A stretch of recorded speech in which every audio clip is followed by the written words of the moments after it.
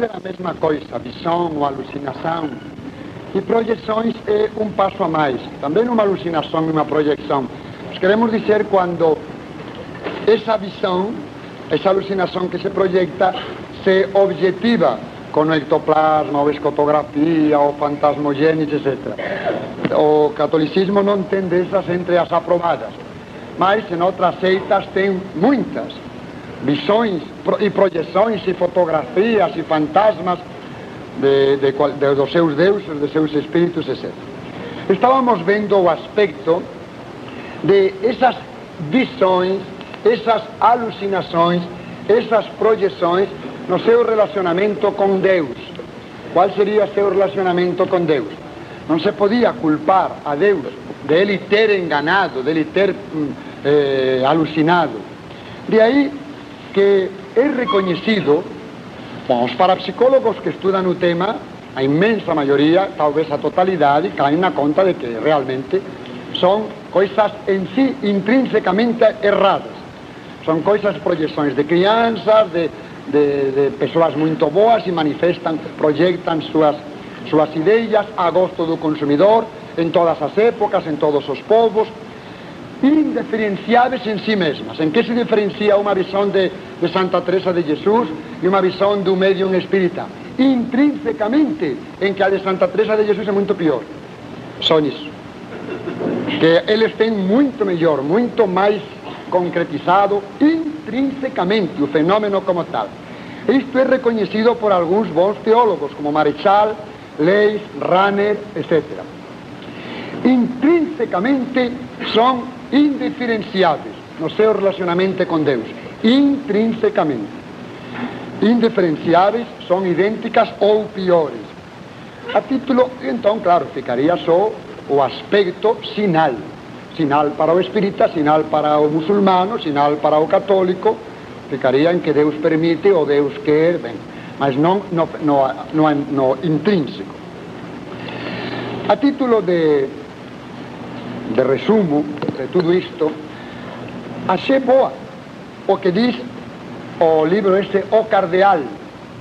O Cardeal disse ao futuro Papa, está lá falando o futuro Papa, com uma grande autoridade do Vaticano, e disse, está no livro, foi escrito, se não me falha a memória, por um ex-irmão marista, que conhece muito bem a igreja por dentro.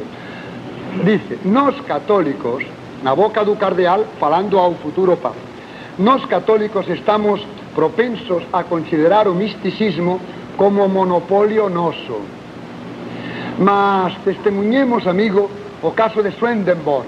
Swedenborg é um dos precursores do espiritismo, tinha muitas visões e outros tipos de fenômenos parapsicológicos. Ou ainda a estranha experiência do norte-americano Joseph Smith, o fundador dos Mormons. Ele, além de ter visto uma personagem especial, teria recebido umas tábuas. Onde que estão? Essas se perderam. Deve ser que está querendo imitar a Moisés. Mas, enfim, teria recebido, talvez houve um aporte depois, ou uma alucinação também, até onde a sua visão das duas personagens gloriosas que lhe surgiram difere das visões de Teresa ou Agostinho. Em nada. De diferenciar em alguma coisa é que, fora do catolicismo, onde há, em geral, menos exaltação, que são melhores as de fora, melhores do ponto de vista de fato. São melhores as de fora que as de dentro. Então teríamos que revirar. Temos um complexo de exclusividade, quando na realidade deveríamos ter um complexo de inferioridade em nosso misticismo, intrinsecamente considerado. Há mais fenômenos místicos no catolicismo. É possível mais dermografias, mais adivinhações, mais visões, porque somos muitos ou porque aqui no Ocidente conhecemos mais a civilização cristã. Mas será que são mais? É possível, mais do que no espiritismo, sim. Temos mais séculos de existência, somos muito mais gente, houve séculos de muito fomentar tudo isto, porque se considerava autêntico misticismo, mas os yogis, os lamas, os hindus, têm muito misticismo, muitos fenômenos. Os espíritas também e outras seitas têm muita fenomenologia. Então, e são melhores os fatos. Questão de quantidade, mas melhores em geral. Conclusão prática. Número 5 no meu esquema. Conclusão prática. Prática. O que tem que fazer na prática? Mesmo com as projeções ou visões aprovadas, oculto. Isso é outro assunto. Oculto. A prova oculto. Nós estamos falando do fenômeno da visão. Conclusão. A santaça, Santa Teresa de Ávila, de Ahumada, de Santa Teresa de Jesus e São João da Cruz dizem que se deve estar contra todas as visões e toda manifestação mística. O místico tem que estar contra tudo isso, reagir contra tudo isso, comer mais, dormir mais, procurar distrair-se, reagir contra tudo isso porque é doentio, sai de dentro. São Vicente Ferrer, o grande conselheiro espiritual, disse que as visões são ligadas à soberba, inconsciente, irresponsável. Uma Santa Bernadette Soubirous era um anjo, mas desprezada por todo mundo, pastor, dormindo no chateau aquele. Então o inconsciente tende a se compensar, não tem culpa nenhuma. É uma soberba lá de mecanismos de defesa, etc. Os pastorinhos de Fátima são 3 anjos e conscientemente um santo. O inconsciente, o santo mais santo, no inconsciente pode ser o maior sem vergonha do mundo. Uma coisa não tira a outra. Um santo que vive lutando contra os que blasfemam pode se excepcionar e em uma operação cirúrgica blasfema ele. E quem não sabe dessas coisas põe as mãos na cabeça. Seria contraética, como foi o médico de Pio XII, quando Pio XII estava na agonia, blasfemava. E que se publica isto, e quem não sabe que isso não tem nada a ver, isso quer dizer que ele amava tanto a Deus que a blasfêmia lhe chegava ao fundo do coração. E quando está em estado de inconsciência, a coisa revira. E um médico publica isto e todo mundo põe a mão na cabeça. O santo mais santo do mundo, no inconsciente pode ser o maior sem vergonha do mundo. E não pesam responsabilidade ao inconsciente. O inconsciente tem as suas leis e sua independência e pode até fazer uma dupla personalidade. E o típico é isso. Na dupla personalidade, como ela é um anjo, tudo que ficar de sujo, quando virar, vem a coprolalia. Temos aqui um caso de coprolalia de uma senhora finíssima, já está curada, a doutora Colinda Acudo, que quando ela ia pelos corredores do CLAP, tínhamos que ir todos assim. Tínhamos que ir todos com os ouvidos tampados, porque quando soltava a língua, minha Nossa Senhora, que se chama coprolalia, não? Esterco, o síndrome de Grillet. Bom, ligava-se a soberba, irresponsável lá no inconsciente. As igrejas orientais, San Milo do Sinaí, desde o século XI, não são testemunho de santidade. Não. Em si não. Pode ir acompanhado a um santo, claro, mas em si não são testemunho de santidade. Ninguém foi canonizado por dons místicos. Ninguém. Que ninguém foi canonizado por dons místicos, ou por visões, ou por estigmas, ou por levitações. Ninguém. Bem aconselhado à igreja desde Bento XIV, que era um grande parapsicólogo. Tinha suas falhas, claro, naquela época, mas era um grande parapsicólogo, quase tudo a parapsicologia sublinhou. Não são testemunhos de santidade, senão repreensíveis. Em teoria, são defeitos inconscientes, apesar de santos, senão repreensíveis e perigosos à saúde. Isso sim. Quase todos os videntes morrem jovens, ou ficam doentes. Há exceções, mas quase todos. Claro, uma Santa Teresa de Jesus tinha uma energia física, um Rasputin, tinha muitos fenômenos parapsicológicos, muitos dons místicos, mas tinha uma resistência física. Um São João Bosco tinha muitos fenômenos parapsicológicos, visões, aportes, ectoplasmias, adivinhações, tudo tinha. Mas tinha uma com energia física, aguenta mais. Outros aguentam muito pouco. De modo que há exceções, mas são perigosos à saúde. Até aqui, nestas conclusões práticas, nós, parapsicólogos católicos, coincidimos com os protestantes. Os protestantes não aceitam visões, nem dons místicos, nada disso, em geral, desde a morte de São João Evangelista. Neste ponto, do considerar o fenômeno, intrinsecamente coincidimos. Agora falta outro item, e aí é já onde começa a diferença entre a tradição protestante, do ponto de vista religioso, que do ponto de vista religioso pode estar bem, mas não influiu. Foi um preconceito religioso que influiu na análise dos fatos, e aí onde vai começar o erro. Vai começar o erro. E nos católicos aconteceu ao revés. O ponto de vista religioso influiu na análise dos fatos, e aí esteve outro erro, na outra direção. Agora, à luz da ciência, poderíamos colocar isso.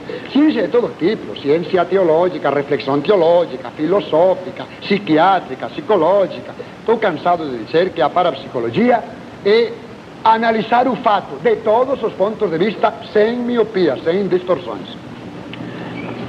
À luz da ciência, o que pode haver de relação com Deus nestes fatos de visões ou projeções? Pode haver algum outro aspecto de relacionamento com Deus? Pode, e há.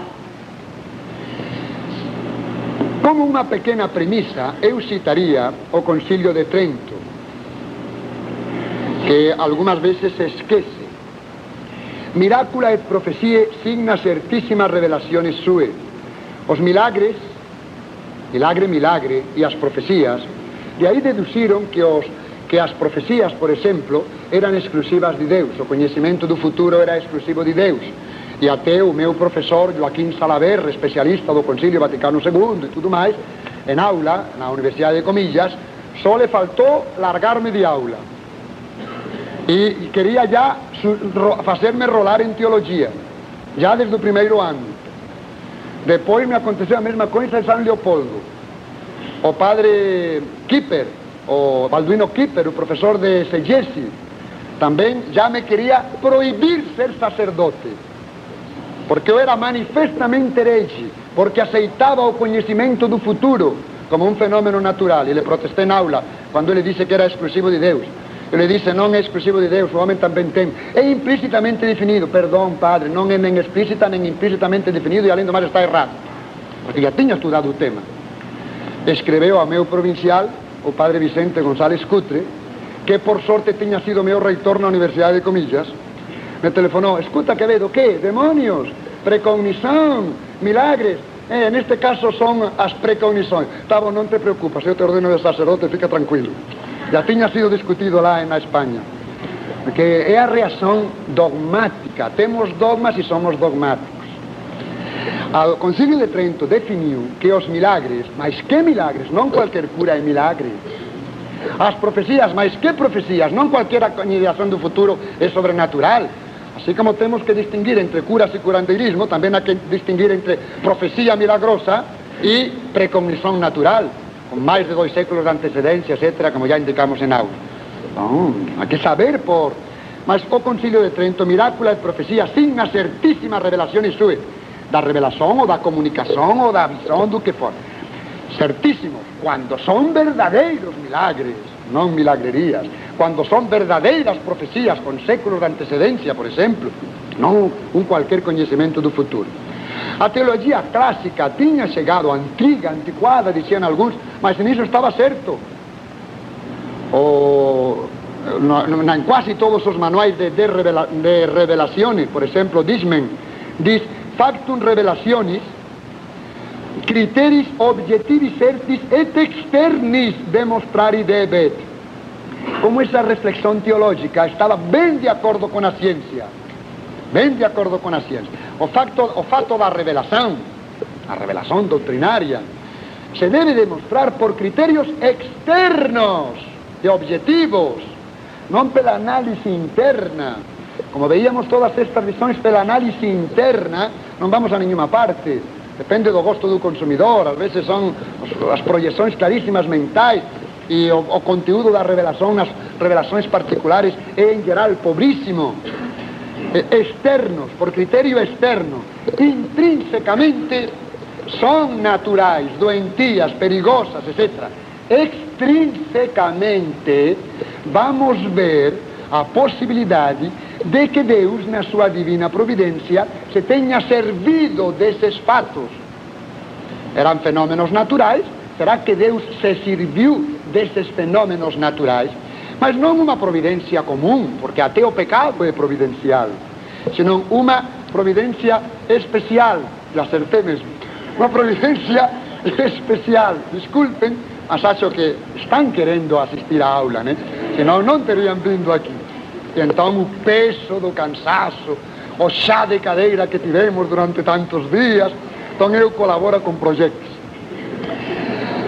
Externo, uma providência especial. Será que Deus especialmente está querendo se servir disso? Então que assine. Que assine.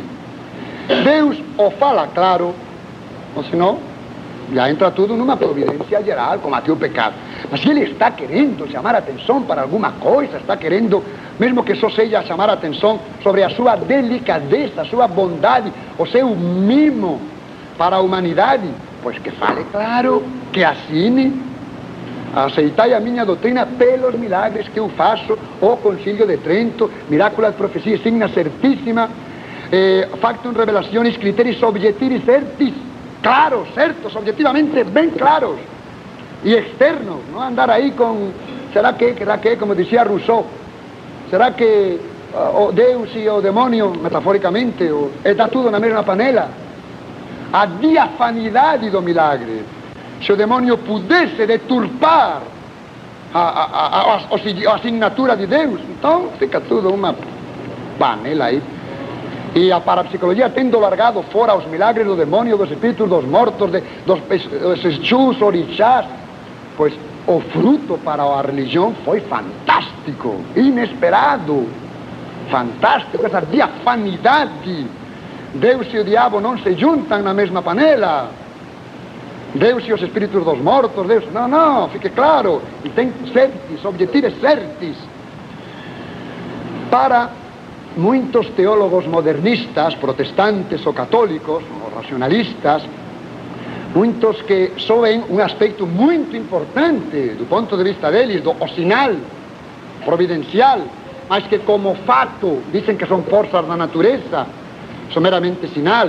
Os protestantes, os nossos irmãos separados, que desde a morte de São João Evangelista não aceitam mais milagres.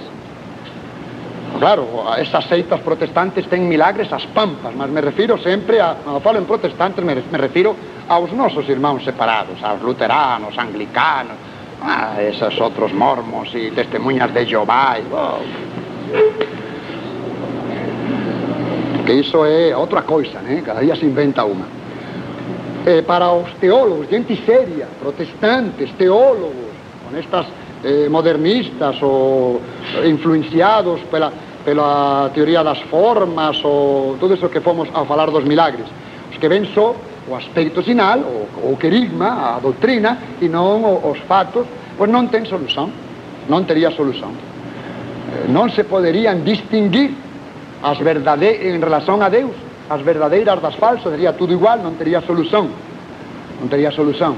Porque sinal de quem? Para o espírita, para o teósofo, para o esotérico, para o anglicano, para o luterano, para o católico, para ao lado. Errei a pontaria hacia ao lado. Estava, bati, consegui. Então atravessei o braço do padre. Foi de rebote, de ricochete. Bom, não teria solução. E para a ciência? Eles cedem a coisa à ciência. Então, do ponto de vista do fato de Rahner, vejam os cientistas. Vejam os cientistas. E outros, né? Então vamos à análise. Análise extrínseca. Intrinsecamente já arriscamos ontem. Passamos então à análise, à luz da ciência. Análise do aspecto extrínseco, concomitante. Bom, evidentemente o conjunto tem que ser sadio, tem que ser um caso como o da Madre Maria Raffles, as aparições de Lipa em Filipinas, de Gimiliano, de Garabandal, de Palmar de Troia, de Ladeiro do Pinheiro. Formam um conjunto de desenvergonhice, de exploração, de truque. Deus não vai assinar isso, aí não vamos perder tempo. Quem estuda os milagres ao longo da história vê que quando Deus assina é em um conjunto realmente digno, humano, e não aí numa escuridão, aí tocando atabaque e bebendo cachaça. Aí não precisas procurar. A gente procura, né? Mas não precisava procurar. Já não é um apriorismo, é uma consequência de todo o estudo dos milagres ao longo da história, dos fenômenos SN ou supranormais. Há grande número de visões rejeitadas oficialmente na paróquia, na diocese, nacional ou pontificalmente. Apesar de aparentes milagres, que sempre vem qualquer coisinha logo leva a curas e coisas assim, psicológicas. Há casos, certos fenômenos que têm impressionado aos bispos, inclusive a alguns papas, fontes de água que surgem, as fotografias como aquela que citamos de Tursovka.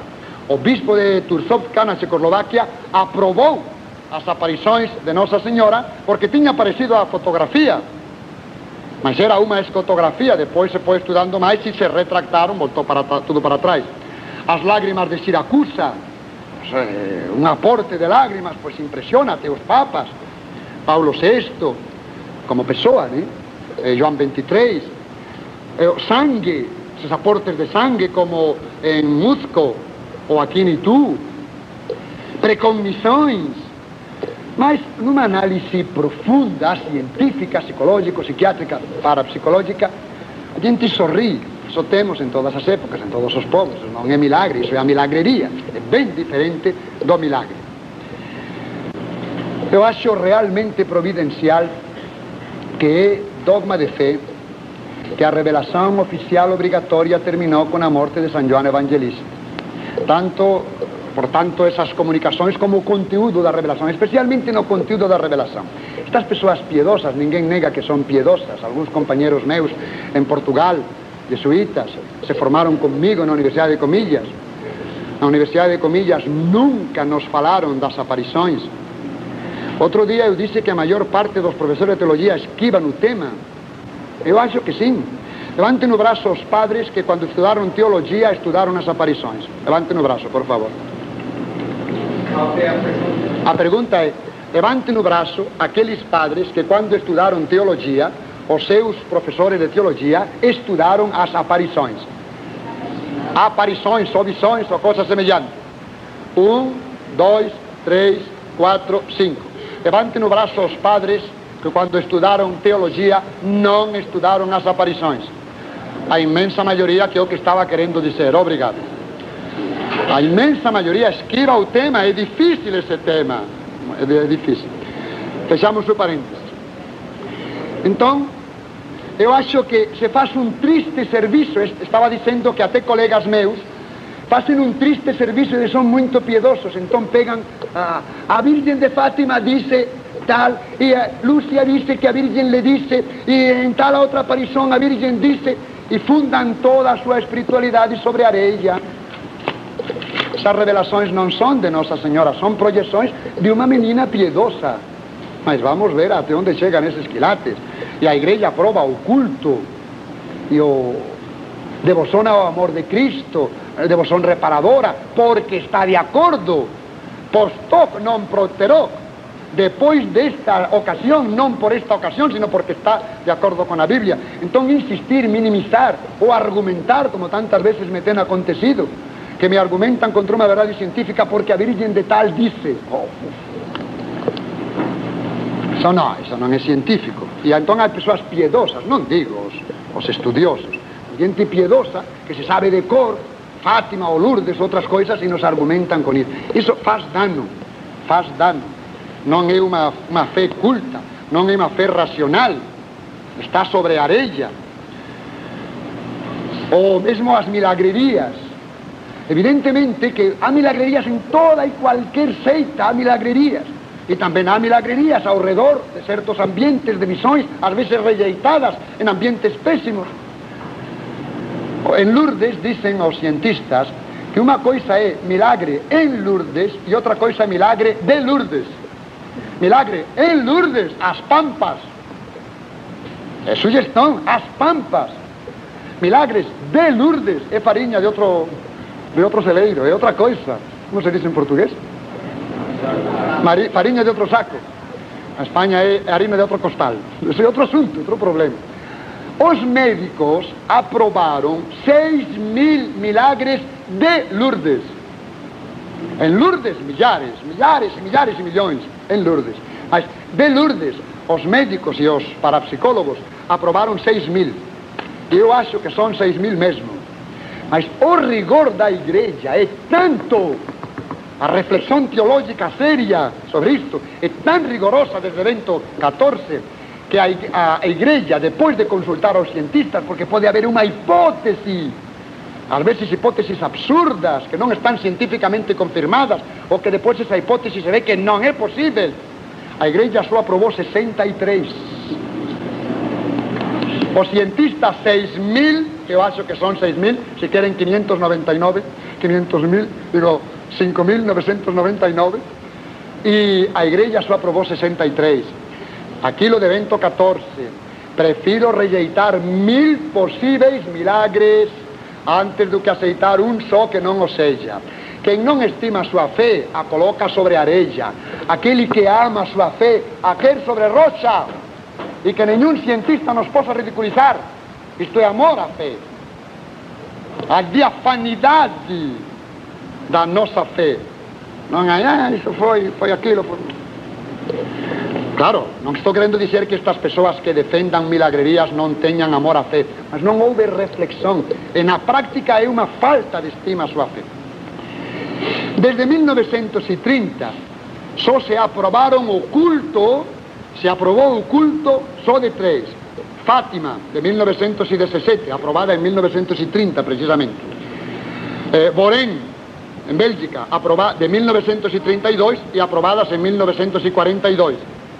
E Magnó, de Bélgica também, eram de 1933 e se aprovaram pouco depois, junto com as de Borém. Bom, de Borém foi aprovado o culto em 1943. Expressamente se diz, aprovado o culto sem julgar os fatos. Os fatos foram julgados pela Universidade Católica de Louvain, Dr. Etienne de Greff, o professor Van Euten, etc. E era flash, reflexos de luzes, descarros, fotografias, reflexos da luz do trem, e umas criancinhas a partir disso. Mas o fato não interessa. Aí, para a aprovação, se aprova o culto, expressamente sem julgar os fatos.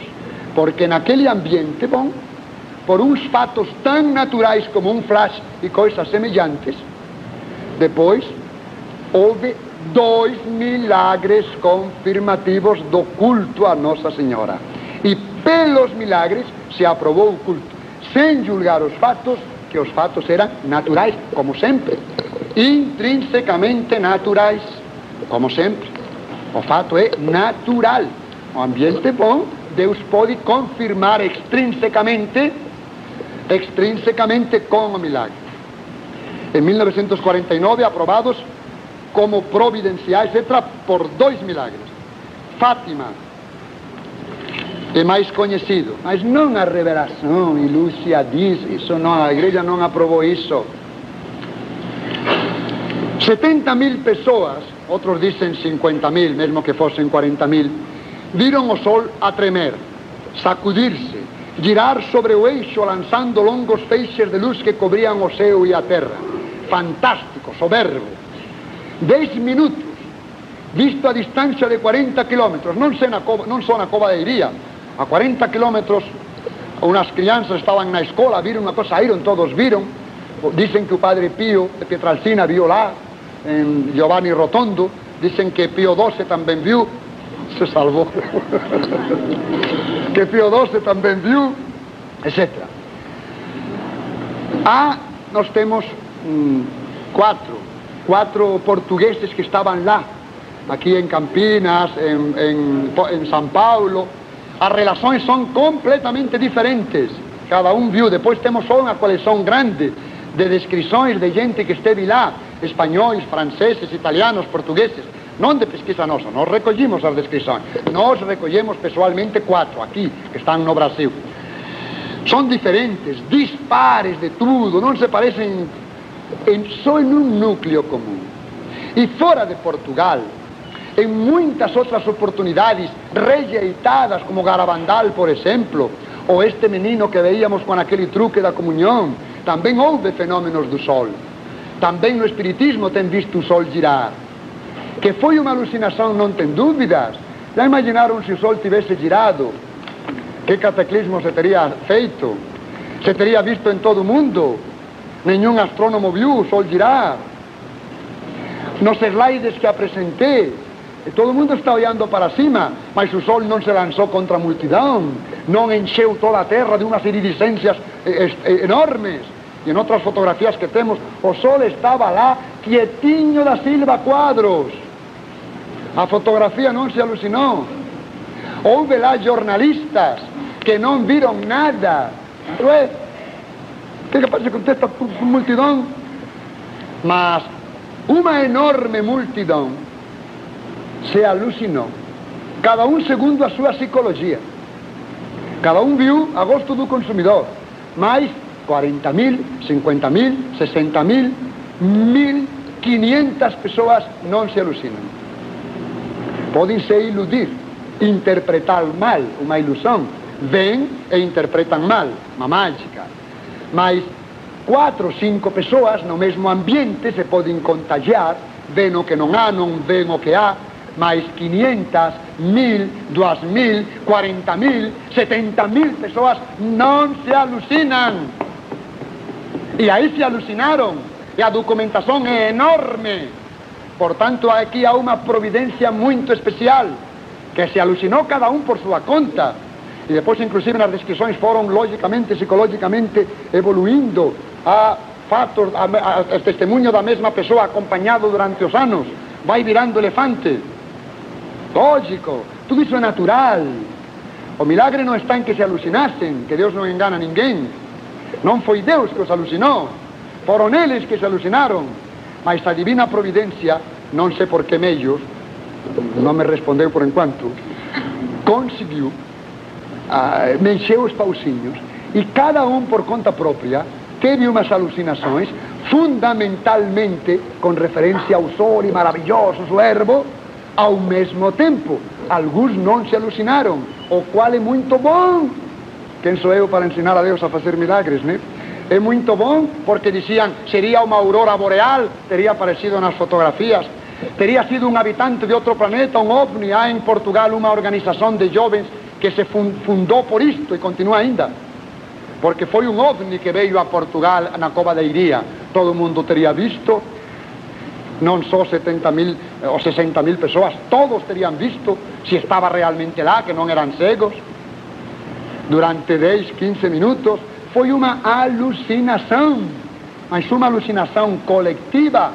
Um dos meus professores, Carlos Maria Stelling, no livro Apariciones, que também se lo proibiu a censura, e se lo retiraram depois de lançado, em Razão e Fé, a censura dos jesuítas mandou retirar toda a edição. Mas é um livro excelente, hoje sairia seguramente, um livro excelente, de um senso comum incrível, de um grande cientista. Mas aqui erra, diz, foi alucinação, evidente. De 70.000 pessoas, 60.000 pessoas, 50.000 pessoas, evidente. Portanto, não foi milagre. Carlos Maria Stelling vai estudar. 70.000 pessoas, 50.000 pessoas, 1.000 pessoas não se alucinam. Aí houve, do meu ponto de vista, um claríssimo milagre. Claríssimo milagre. Com uma alucinação ao mesmo tempo de tanta gente, isso não tem explicação por contágio psíquico nem por coisa que valha. E gente que foi lá rir-se, anunciar no século XX um milagre, souberam lá como moscas. Foram lá a rir-se, a ridiculizar, com má intenção. E gente atea, gente anarquista, que foi lá jogar bombas. E ao pegar a bomba tirou um terço. Mas eso ya son otros milagros. Pues pegar a bomba y pegó un tercio. ¡Opa! Eso ya son otros 500. De todas as razas, de todas as culturas, de todas as inteligencias, viron, iso é milagre, pelo menos para mí. Non te convence? Joga fora, non estás obrigado. Non estás obrigado, mas vai estudar primeiro. Porque en psicología, nen en parapsicología, nen en ningún ía se explica unha alucinación de tanta gente. Se dice 70.000.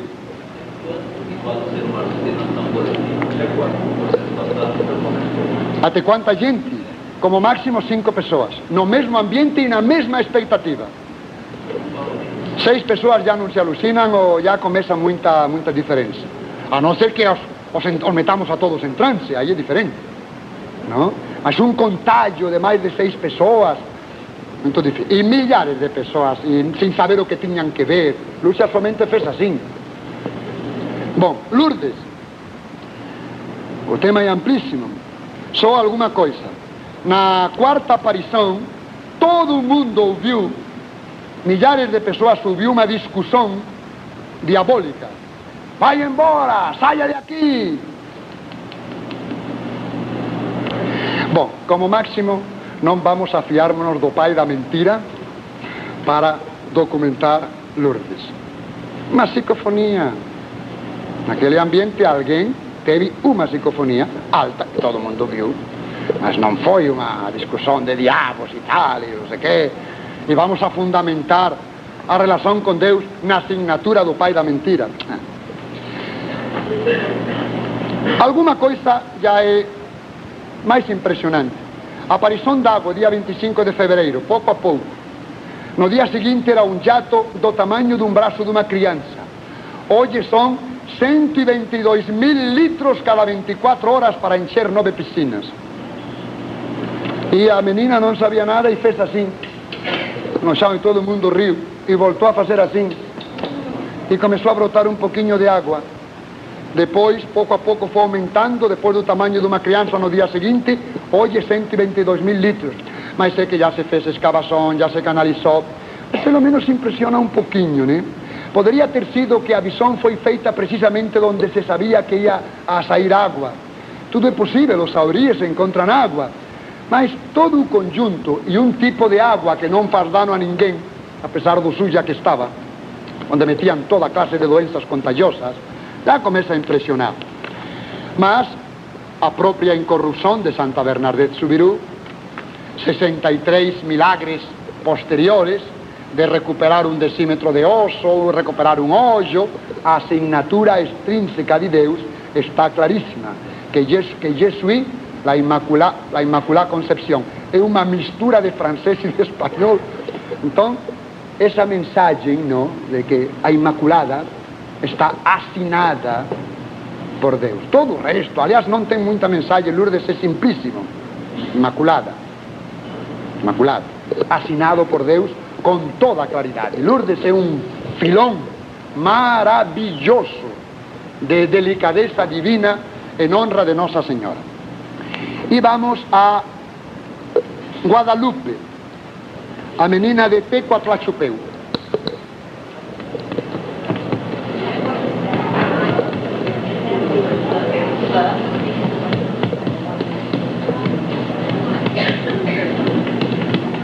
Tecuatlaxupeu, com H aspirada. Te é o artigo, Lago Texcoco, o Monte Tepeyac, Tecuatlaxupeu.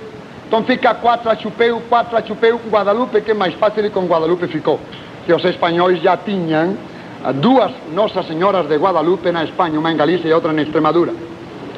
A primeira aparição foi lá, sábado 9 de dezembro de 1531. Quem vai pesquisar historicamente agora como é que foi, como que deixou de ser? Mais ou menos às 6 horas da manhã, ao índio Juan Diego, no Monte Tepeyac, un montículo que vimos ontem nos slides, se apareceu a niña, en español, la niña, mas foi en língua dos aztecas. Tecuatlaxupeu significa: eu sou aquela que venho libertar-te de aqueles que te matam. Isto significa Tecuatlaxupeu. Eu sou aquela que veño a librarte daqueles que te matan. Logo foi entendido que veño a librarte dos demonios. A Santísima Virgen viría a pisar o demonio. No, pisou un anjo. Mas ese anjo foi acrescentado depois. En todo caso, está pisando a deusa Quetzalcoatl, a deusa lúa. Mas logo se entendeu, os indios se entenderon. Eles mataban gente en honra ás deusas estrelas, en honra aos deus sol, en honra a deusa lúa. Mataban meninas virgens de 14, 15, 16 anos. E se o indio viu unha menina de máis ou menos 13, 14, 15 anos. Outra mensagem muito interessante, tudo é simbólico, o que viu o índio. Os mesmos franciscanos, há cartas escritas a Espanha, perguntando, todos os índios de América son gente, menos os aztecas son animais con figura de gente, verdadeiros animais, selvagens, antropófagos, criminosos, cultivaban gente para matala, bisexuais, bebían sangue líquido dos seus... eran uns... Os franciscanos estaban desesperados con esa turma. E entón nunca os españois casaron con os indios de toda América Latina. Entón está cheio de mulatos, no? De mulatos se diz? Mulatos mestizos, mulatos é con referencia aos pretos, né? Bom, as mulatas de Sargentel, de mestizos por toda América Latina, mas aztecas non. A raza azteca continúa até hoxe pura. Agora já se está misturando, mas no começo, con o azteca eu non caso, porque vou casar con un animal. Era a idea que se tiña, e ela é mestiza, de español e de azteca. Bom, primeira aparición, sábado 9 de 12 de 1531, depois a cuarta aparición, día 12 de decembro. De 9 a 12, 4 aparições. O indio Juan Diego, dicen, o dominicano Bustamante, dice, iso foi inventado pelos españois para que os indios fiquen quietos e se pasen ao catolicismo. Non se pode saber a verdade histórica. O asunto é que por documentos que se conservan en España, o bispo Juan de Zumárraga era español e en Vitoria se encontraron documentos dele, a pesar de que houve unha monstruosa rapina de documentos levada para Norteamérica, levaron moitos documentos para lá, mas se conservan moitos documentos. Indo ao grão, isto parece que está ben documentado. O indio tería dito ao bispo Juan de Zumárraga na época de Montezuma, de Hernán Cortés, que ele tiña visto a menina de Tecuatlachupeu, e a menina de Tecuatlachupeu, vestida de emperatriz, as cores da emperatriz, grávida e tudo máis, tería dito, eu sou a emperatriz de todas estas terras recén descobertas. Depois a igreja fez padroeira de América Latina, deixou Estados Unidos e Canadá de escantello, ten outras padroeiras, mas toda América Latina é padroeira. A Virgen tería dito, a Virgen non diz nada, o indio achou que dicía as súas coisas que foron depois providenciais, que era emperatriz de toda América Latina.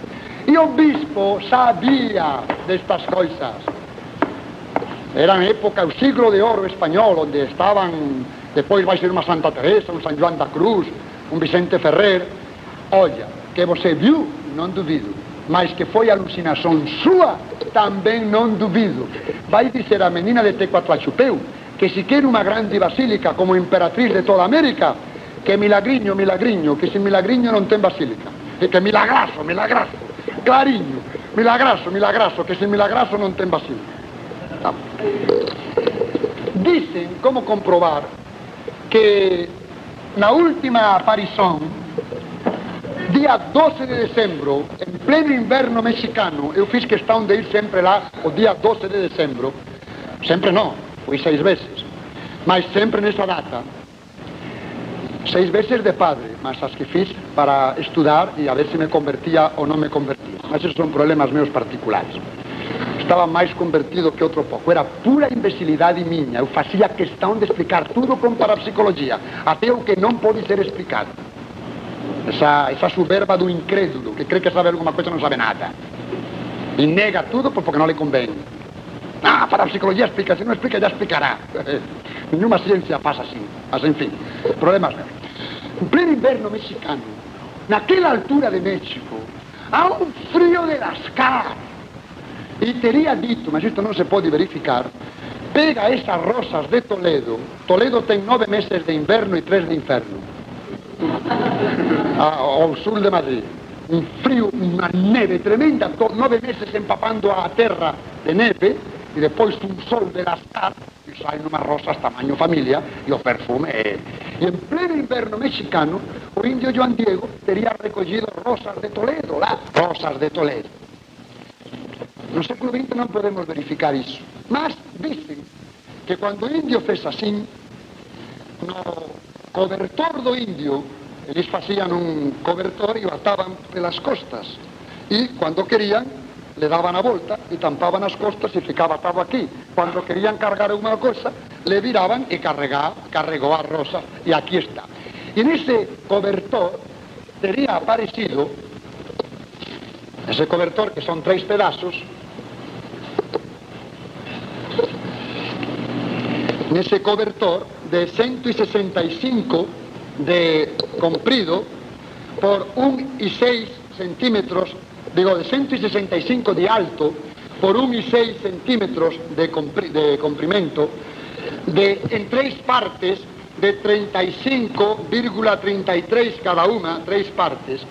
Esta está dobrado por detrás, era o que ele fez así, ficou parte por detrás. E nas outras dúas teria aparecido a menina de Tecuatlaxupeu, teria aparecido lá.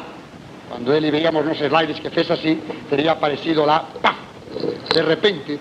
En parapsicología se chama neumografía, cando de repente manetes elfares, ¿no?, ou uns rostros que aparecen, unha escrita directa, neumografía. Na revista estudamos este caso e se chama neumografía transcendente, ¿no?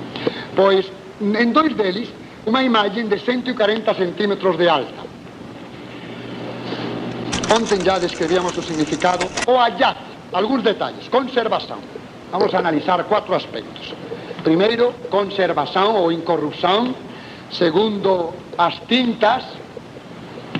Terceiro, a pintura, o deseño. E cuarto, os ollos. Os ollos. A outros aspectos. Primeiro, a conservación.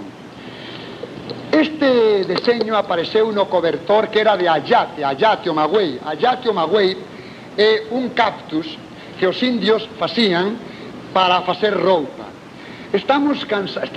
A ciencia está cansada de comprobar, de verificar ao longo dos séculos e recentemente, etc. Este tecido, este cactus, se se faz unha roupa e se guarda nunha gaveta con alcanfor e naftalina e todas as coisas para tirar as trazas e tudo máis, aguenta sen uso como máximo 25 anos. E se faz pó, se desfaz, se faz pó. Usado nunca aguenta máis de 5 anos. Usado nunca máis de 5 anos. Acontece que ya temos aí máis de 4 séculos con este ayate, sen preparación nenhuma, sen conservante nenhuma. 116 anos ficou exposta, desprotegida. Agora ten un vidro a prova de bala. Mas 116 anos ficou exposta, desprotegida, até 1647. Esteve desprotegida. En 1753 se retirou o vidro na época, hoxe de bala, na época non. E se contaron máis de 500 instrumentos cortantes, espadas, terços, lá, colocando. De subir as escadas, os españois con as botas, os indios descalzos, se desgastaron 4 veces as pedras de granito, e houve que sustituílas.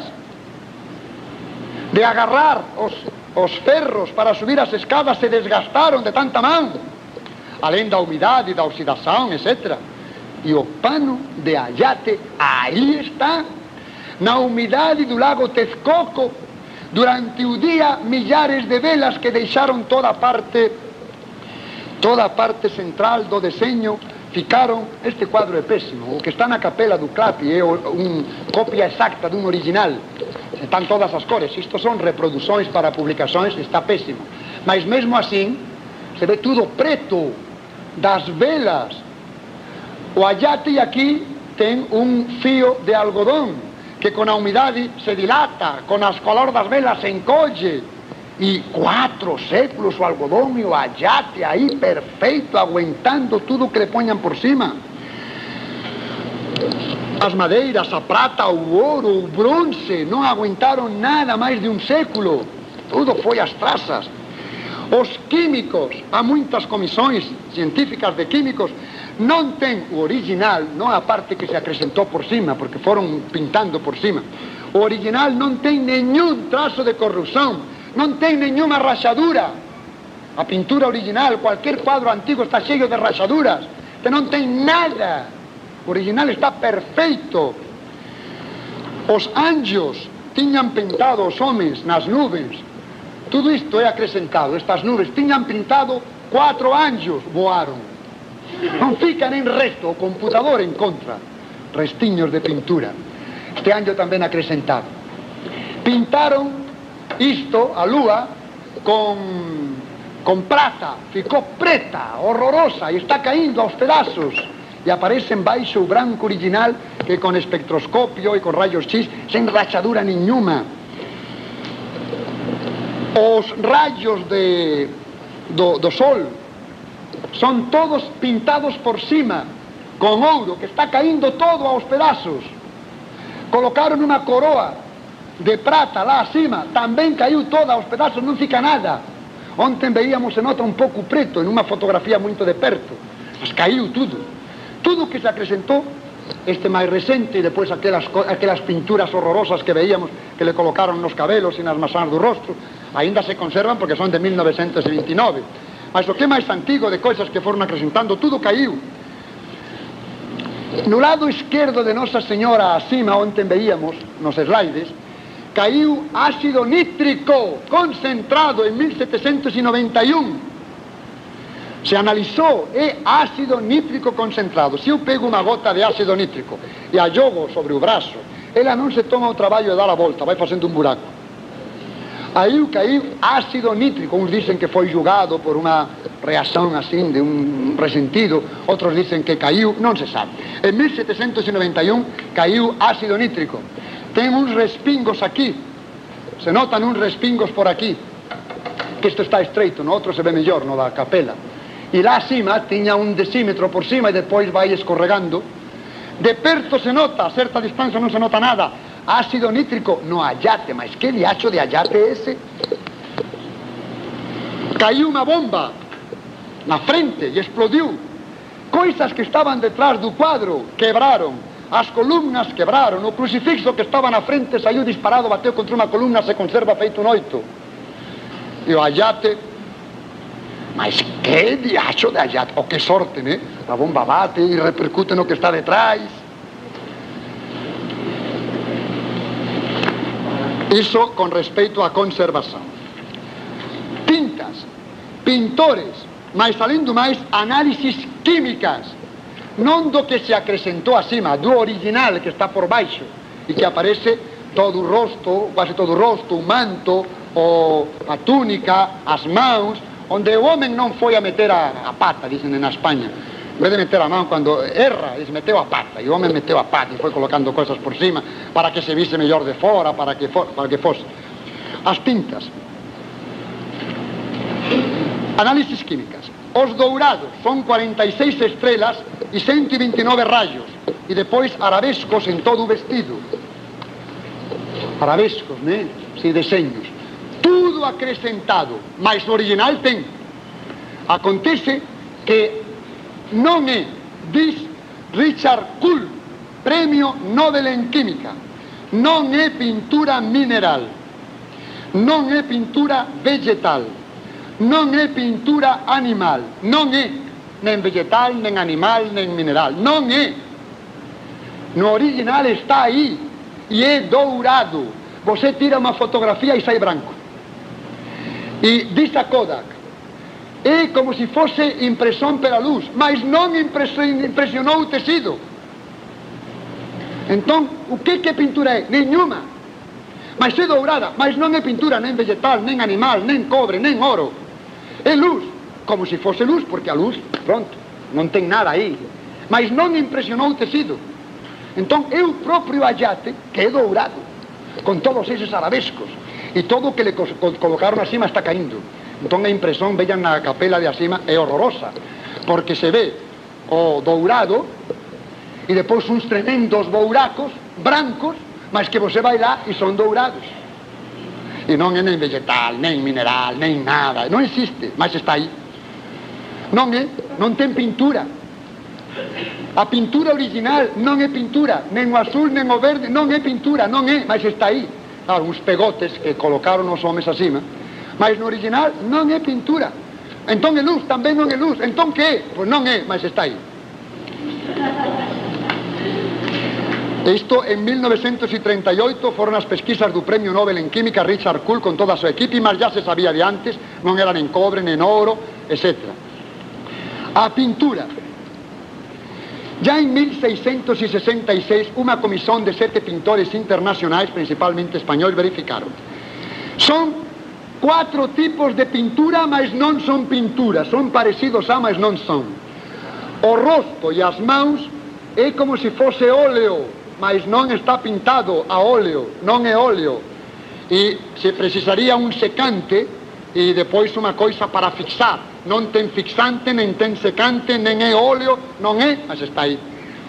Outra, a túnica se parece ao temple, que precisaría mollar por detrás, teria que ser unha superficie branca e fina, e iso é un saco cheo de buracos, e non está mollado, e non é branca, é de todas as cores, e te precisaría cola, precisaría ingredientes, non ten nada diso, se parece ao temple, mas non é temple.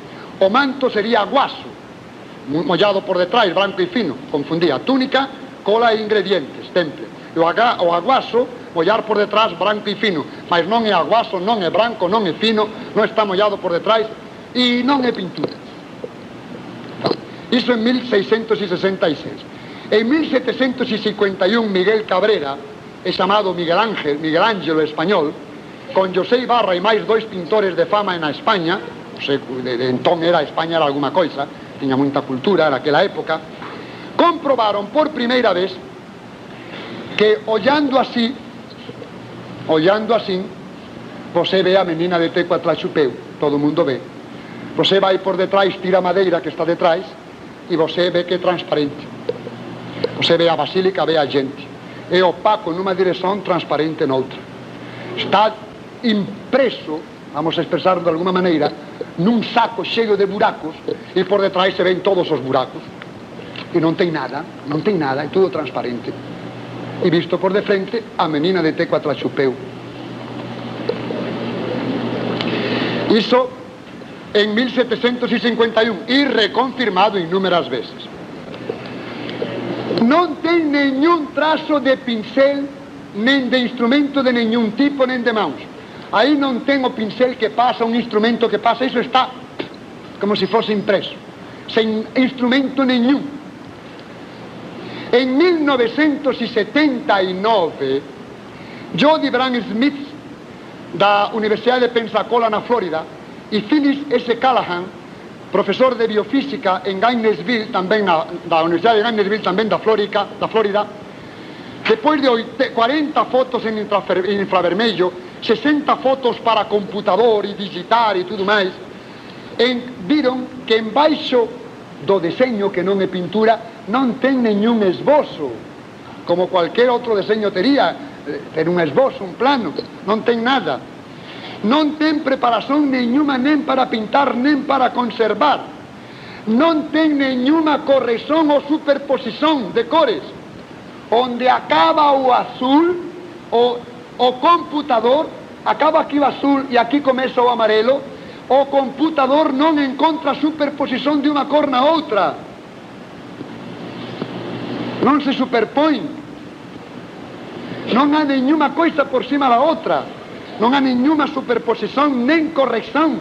Entón era unha coisa que colocaron... Non, só estas coisas que fixeron os homens. Me refiro ao original.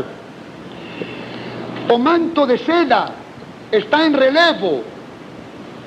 Por tanto, se explican agora como é que algunhas estrelas están sobre un dobrés e a estrela está recta porque está en relevo con respecto ao manto azul que está detrás e un manto de seda que se juntan as pontas, mas está sobre o outro que é azul e transparente e se ve todo o tecido con aparellos, claro, a simples vista non, está en relevo. Os cabelos, tirando a pintura que os homens colocaron acima, os cabelos originais, todos os cabelos, pois se ve un por un, en relevo e ondulados, un por un. Non é un pego, non, un por un se le pode seguir a pista con espectroscopio, con rayos X, se pode seguir a pista cabelo por cabelo.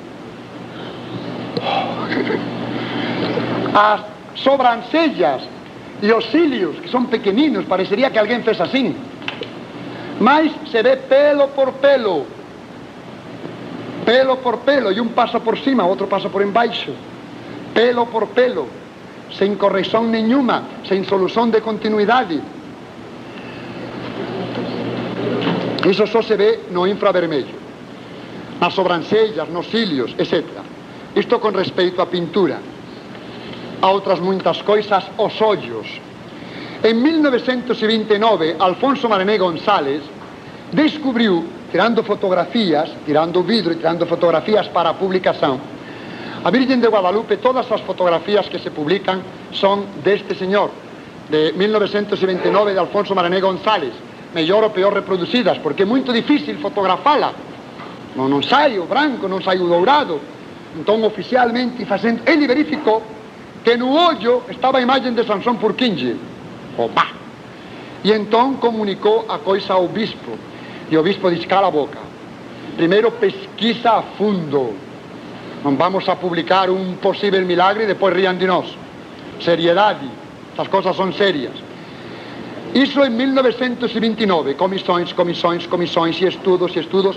Por fin, en 1951, as diversas comisións confirmaron, sob a presidencia de Carlos Salinas, e comunicaron ao arcebispo don Luis María Martínez que, de fato, no ollo, en ambos os ollos, en triple imagen, no lugar exacto, con a curvatura exacta, está a imagen de Sansón Purkinje, e que ampliando 30 veces ya se ve moito ben o que pensaban que era o indio Juan Diego, aquel español barbudo que está na frente. Por fin, isto en 51, ya as comisións coincideron, mas o arcebispo non é posible, non sei que, chamou comisións de ateos e internacionais. Por fin, en 1955, se enteraron pelo radio por primeira vez os mexicanos que nos ollos da Virgen, da menina de Tecuatlachupeu, eles a chaman Virgen Guadalupana. Os mexicanos se chaman Virgen Guadalupana e menina de Tecuatlachupeu. En 1955. E agora entón voltaron innumeráveis estudos.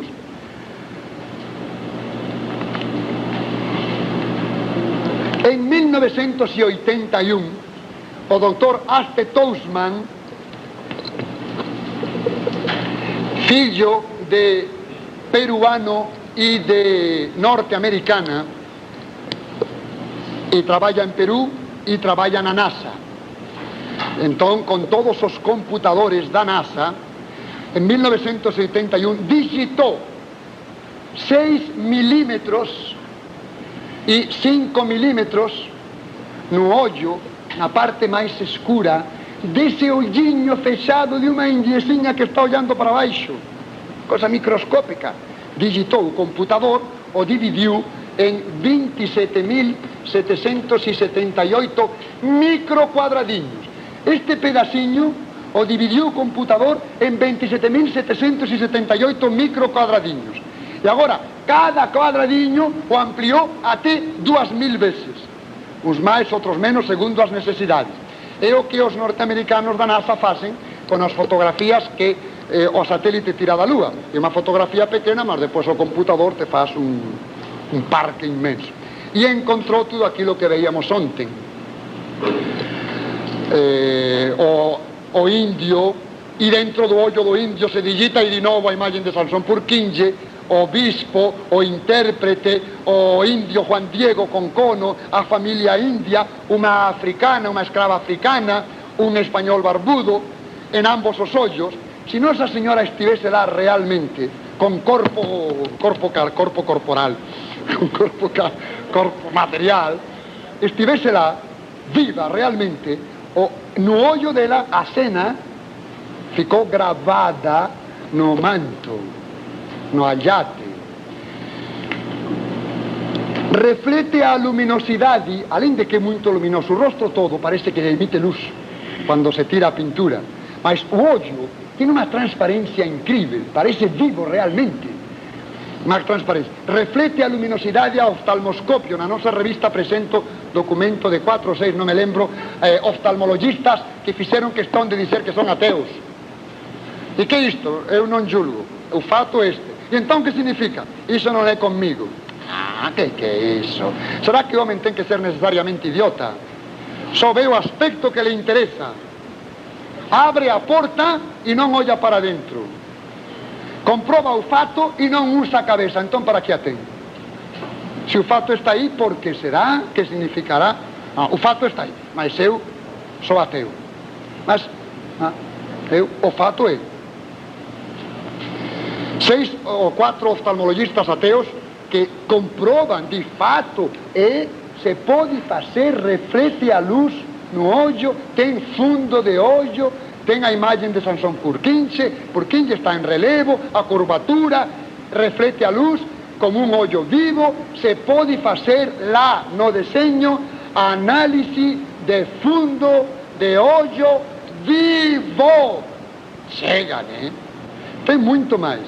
É dizer, quando um indiecinho, por todas as suas coisas, teve uma alucinação com uma coisa de sol e de luas, o que ele tinha na cabeça, e Nossa Senhora vai vencer a lua e as estrelas e tudo mais. Tem uma imagem muito parecida no Apocalipse, mas ele não conheceu o Apocalipse.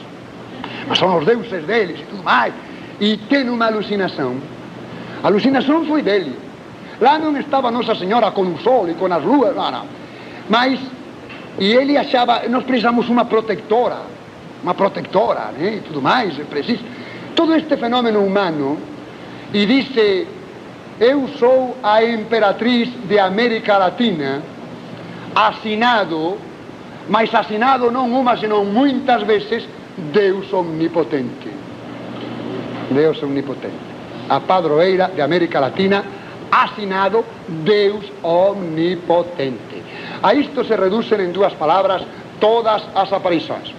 Isto é, intrinsecamente naturais. E extrinsecamente podem ser especialmente queridas por Deus. Especialmente, então, que assine. E Deus assina, sabe assinar, e quem somos nós para ensinar a assinar a Deus? Então, daríamos a volta. Se todos estes milagres provam que essas visões são especialmente providenciais, quer dizer que são verdade? Não, continuam sendo alucinações de crianças. E toda a mentalidade da criança continuam sendo, simplesmente são especialmente queridas para chamar a atenção a alguma coisa que já estava revelada, que Nossa Senhora é nossa protetora, que Nossa Senhora é nossa intercessora. Há um assunto muito interessante, brevemente, é que isso não é ecumenismo, a ciência não é ecumênica, é ou não é? Só existem, depois da separação dos protestantes, só existem visões assinadas, 2 do Sagrado Coração de Jesus, que é exclusivo dos católicos. A ciência só encontrou assinaturas claras em 2 do Sagrado Coração de Jesus e em muitas só de Nossa Senhora. Por quê? Porque ambas são exclusivas dos católicos. O que vinhamos dizendo no dos milagres. E então a doutrina protestante é a mesma que a nossa, é muito que nos une. E repito, a assinatura não é em favor dos católicos, é em favor da doutrina católica. Mas este é um fato. Milagres de um tipo ou de outro só em ambiente judaico antigo, cristão até a separação dos protestantes e depois católico. nen demoníacos, nen espíritas, nen exús, nen orixás, nen fadas, nen musas, nen ondinas, nen salamandras, nen larvas astrais, nen genios, nen nada. Só, ao luz da ciencia e de todos os ramos da ciencia, só en ambiente religioso, divino, judaico, cristão, católico. Só. E, pois non, con moito gosto, o Padre Isaías parece que ten alguma coisa especial que dizer. Muito obrigado a todos pelo